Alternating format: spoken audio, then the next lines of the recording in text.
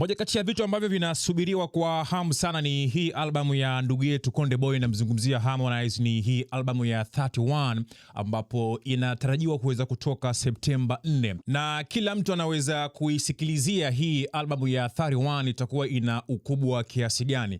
Na kama pia tunakumbuka vizuri, Harmonize ni moja kati ya wasanii ambao wanaongoza kwenye industry ya muziki wa Bongo Flava, kibongo bongo, kuweza kuwa ni moja kati ya wasanii ambao wana kolabo nyingi sana, umeelewa vizuri. Lakini pia hapa mjini katikati hapa kumekuwa na matukio mengi sana ambayo yalikuwa yanafanya vizuri sana, na hata pia kujaribu kuingia kwenye mitandao ya kijamii, watu wakijaribu kuweza kumhusia Konde Boy kwamba albamu yake ambayo anaitoa, of course amesema anaiachia Septemba 4. Sasa awe makini na matukio ambayo wasanii wenzake wanaendelea kuweza kuyatoa.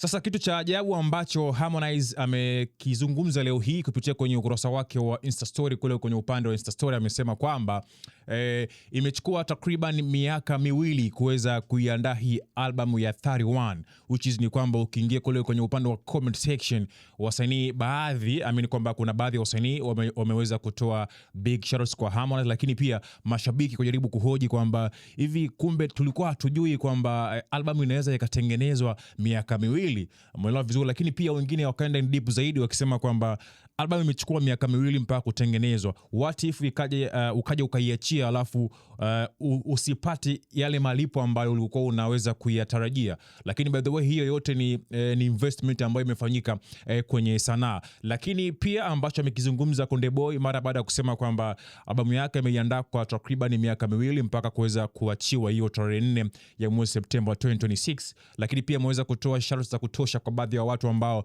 alikuwa ameweza kuwashirikisha kwenye hiyo album, lakini pia maproducers ambao walikuwa wameweza kuhusika, na baadhi ya watu wengine either walihusika kwa namna moja ama nyingine. Sasa maswali yamekuwa ni mengi, watu wanajiuliza, je, ni kweli kuna uwezekano wa Harmonize kuweza kuandaa albamu ndani ya miaka miwili? Inaweza ikawa ni muda mrefu kiasi hicho, ama itakuwa ni rahisi kwa namna hiyo? So hebu tuambie mtazamaji kwa nupi post ambayo tumekuwekea.